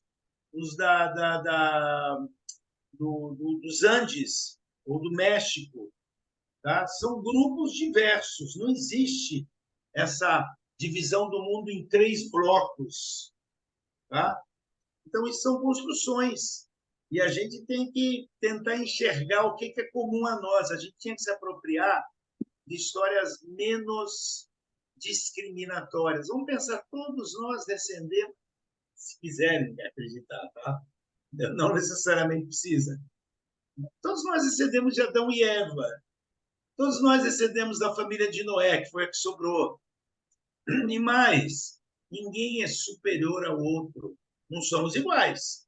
Somos diferentes, mas não existe superioridade. Essa questão de superioridade racial só serve para nos dividir, gerar ódio. E eu acho que educadores, eu sei que tem vários aqui, a gente tem que trabalhar na ideia de que todos os seres humanos são, aspas, filhos de Deus.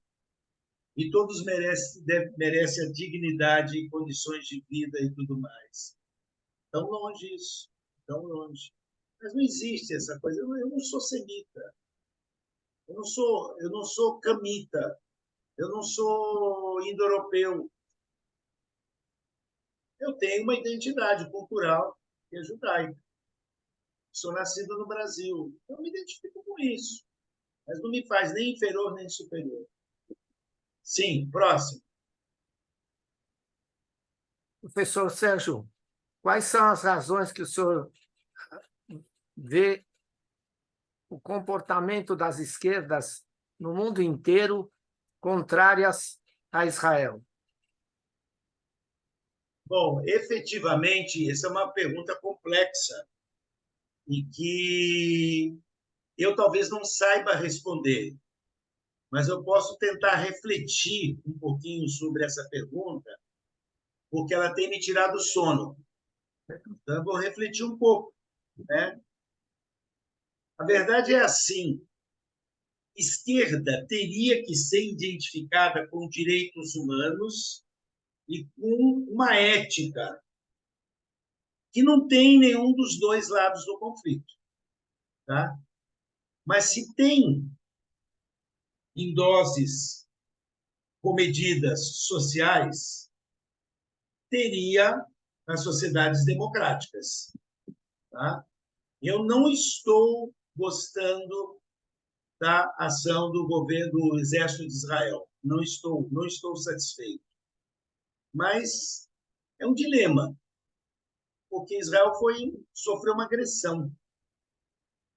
Agora, a esquerda enxerga o fraco como oprimido. E o fraco, nesse caso, sem dúvida, são os palestinos de Gaza. E ela esquece o que foi feito no 7 de outubro. É uma amnésia muito recente, a amnésia de um mês e pouco, né? Não mais, quase 2 meses já.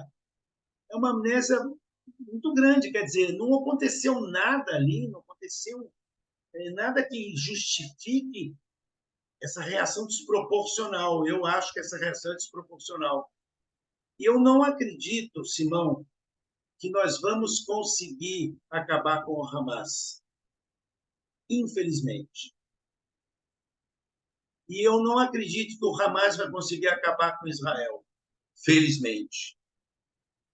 Mas a esquerda, inclusive o nosso presidente, estão vendo as coisas de uma maneira muito distorcida, olhando o fraco sendo vítima do forte e não entendendo que o fraco criou isso. O que o Hamas queria, na minha opinião? E eu estou longe de ter as coisas claras. Eu posso falar com autoridade nos temas de história mas em termos de atualidade, o que eu falo é uma fala a mais, é uma narrativa a mais. Está longe de ser a narrativa correta.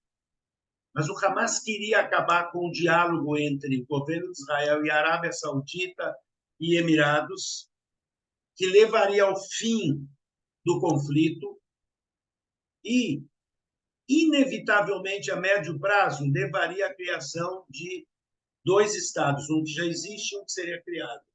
O Hamas quer um estado só. E a cegueira da esquerda brasileira é não perceber que o Hamas não tem um discurso de diálogo, ele tem um discurso de destruição. A própria OLP já aceitou a ideia de 2 estados. Está faltando executar isso e Israel está travando. O governo do PIB, os governos da direita de Israel, travaram já há 2 décadas qualquer possibilidade de diálogo. E eu sou francamente contrário ao Bibi, sou francamente contrário ao governo de extrema-direita que está estabelecido lá e francamente favorável e identificado com a democracia israelense, com os valores sociais. Em Israel se ensina nas escolas, se ensina, não quer dizer que na prática, no cotidiano, tenha, mas se ensina pela paz, se educa para a paz, mas está muito difícil. Ou seja, peço desculpa se alguma das coisas que eu falei incomodem ou ofendam. Estou longe de ser o dono da verdade. Está me tirando um pouquinho o sono. Eu durmo bem normalmente, tá? Quer dizer, não tiro o sono totalmente, não. Mas está me tirando de dia, está me dando algumas alucinações de dia, porque Isso que está acontecendo é o maior pesadelo dos últimos 50 anos. Tá? Professor, solidariedade, solidariedade total. Tá? E peço desculpa se eu extrapolei alguma coisa, ofendi alguém. Maravilha, não, senhor. Pelo contrário, um curso maravilhoso, ele nos deu toda a base para entender antijudaísmo, antissemitismo. Estamos munidos de material para argumento, e a gente agradece muito a excelência do curso. E a gente espera muito em breve ter uma próxima oportunidade de tê-lo conosco nas aulas. Eu, com certeza, ficaria honrado e interessado em continuar interagindo com vocês no momento que lhes aprouver. Eu sei que vocês têm projetos e... Ó, Walter, seu endereço chegou aqui, seu e-mail chegou. Casa Amarela, Recife, Pernambuco. E eu vou ainda visitar você lá em Recife.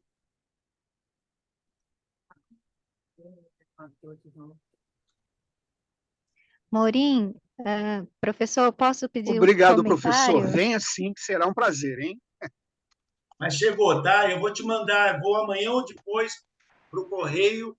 Eu viajo na sexta, e então eu vou te mandar. Eu já vou anotar, já fazer teu envelope e mandar. E se alguém mais tiver interesse, né, tem aí os dados, me manda, mas aí eu só vou voltar perto do dia 20. Eu estou indo aí para o Nordeste mesmo, estou indo para Fortaleza. Alguém de Fortaleza aí? Opa, que beleza! Acho que Acho que a Orlene quer fazer mais uma pergunta. Faça, querida. a Orlene. É um pedido, né, na verdade. O senhor contou para a gente sobre as suas pretensões de livros, de próximos livros. E aí, durante a sua palestra hoje, o senhor comentou a sua genealogia, pai e mãe, participantes, ou, né, eles nasceram ali, nos ICAs, não é isso? Então, né, Sim, conta, né, conta pra eu tenho uma gente, gravação né, que acho que conta, está num dos meus YouTubes, que é eu e um primo meu falando sobre quatro irmãos. Nós somos entrevistados pela Sociedade pronto. Genealógica brasileira, judaico-brasileira, e está num dos meus YouTubes. Eu tenho um YouTube que E aí, é sim, era só para professor... te dar... Ah, Aham. Sérgio Feldman. Era só para te dar oportunidade de, né, falar se o senhor tem lembrança também, né, dessas cidades, se foram só seus pais, ou se o senhor tem algo que queria contar para a gente brevemente, né, participou do ICA também. É isso, né, para tenho poder sim, recuperar tenho essa sim. Eu sua tenho dois lados da trajetória de família. livros. Dois lados da família. Eu tenho um artigo que não está online, tá? Sobre quatro irmãos, mas como eu falei, a Sociedade Genealógica Judaica Brasileira fez uma entrevista online gravada, que eu acho que eu coloquei nos meus YouTube, sobre quatro irmãos. Eu e um primo meu. O primo meu não é historiador, mas deu um samba maravilhoso, porque meu primo é muito inteligente, tem um lado mais pragmático das coisas, eu sou mais teórico, né? E deu uma entrevista muito legal, muito gostosa sobre o tema. Provavelmente, se procurar no YouTube, botar Sérgio Feldman, acho que é Serfeld só, que é as minhas iniciais, e o outro é professor Sérgio Feldman. Uma coisa assim. Mas vai achar, tá lá. Os meus YouTubes são abertos. Tem até filme de família ali que está aberto. Então você pode encontrar lá. Agora, o que eu lembro disso? Muita coisa. Aí eu estou vendo um gato atrás do Walter ali. Né? Ô, Walter, você tem um gato aí?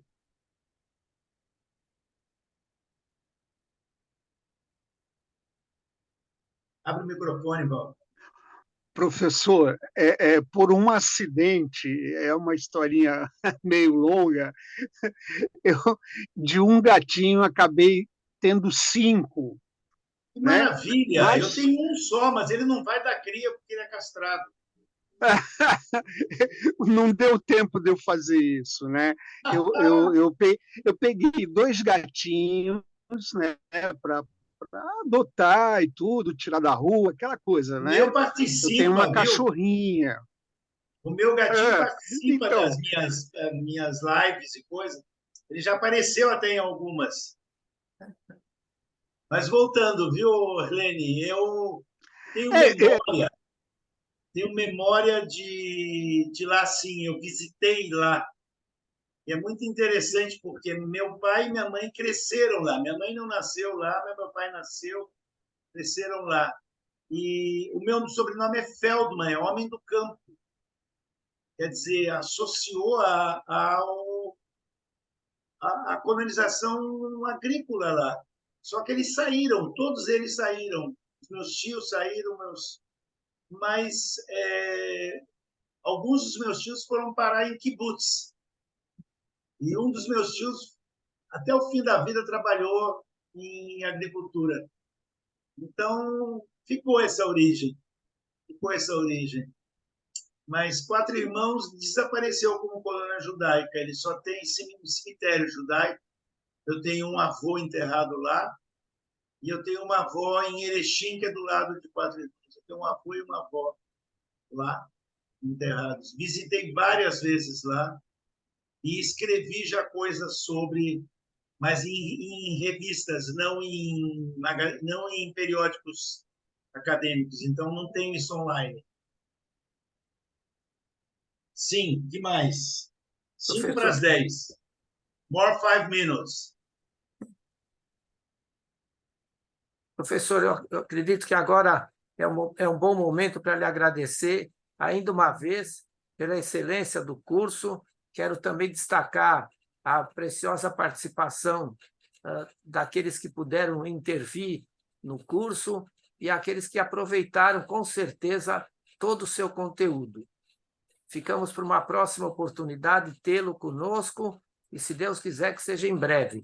A sua didática nos encanta sempre, muito claro, material de apoio muito bom. Eu quero lhe cumprimentar mais uma vez e lhe desejar feliz Hanukkah, muito boa viagem para o Nordeste, saia com saúde e volte com saúde. Muito obrigado Eu a estou à todos. disposição sempre. Eu adoro fazer esses cursos. E em relação a Hanukkah, eu vou para Fortaleza para encontrar meus 3 netos e meus 3 filhos. E eu estou levando a Hanukkah. Não vou conseguir o primeiro dia nem o segundo, mas a partir do terceiro eu vou acender com netos e filhos. E eu diria que isso é um milagre de Hanukkah, o Nes de Hanukkah. Poder fazer Hanukkah com toda a galera. A gente fazia à distância em outros anos. Mas esse ano coincidiu o encontro anual de família ser em Hanukkah. Então, você rogou bons votos para mim e já deu efeito. Que bom, assim seja sempre. Abençoado. Assim seja sempre. Também Amém. eu E eu quero. quero os vídeos, hein, Muriel? Eu quero as palestras que você me deem para eu colocar no meu YouTube. Pois não, Não esqueça. sem dúvida. Ok. Obrigado. Maravilha, e ao mesmo tempo que desejo feliz Hanukkah, quero estender a todos e ao professor e à sua família votos de felicíssimo ano, um ano novo com saúde e tenhamos sempre melhores notícias. Amém. Amém. Obrigada. Muito Até obrigado. logo. Boa noite a todos. Obrigada. Boa noite. Boa noite. Tudo de bom. Boa noite a todos. 4 Irmãos Boa para noite, Gabriel. Muito Fortaleza. obrigado, professor Sérgio. Até Olha, mais. Casa Meia. Tudo de Obrigada bom. mesmo. Obrigada, Obrigada. gente. Hagsameia. Boa noite. Até a próxima. Boa Bianca, noite. Boa noite a todos. Tchau, Boa noite. pessoal. Boa noite, muito Gabriel. frio. Tchau, Moré. Bianca. Tchau, obrigado. Tchau, Morá. Tchau, professor Sérgio. Tchau. Boa viagem, professor. Eu dia 25, estou indo para Lisboa. Opa! Opa! Manda lembranças. Tá certo.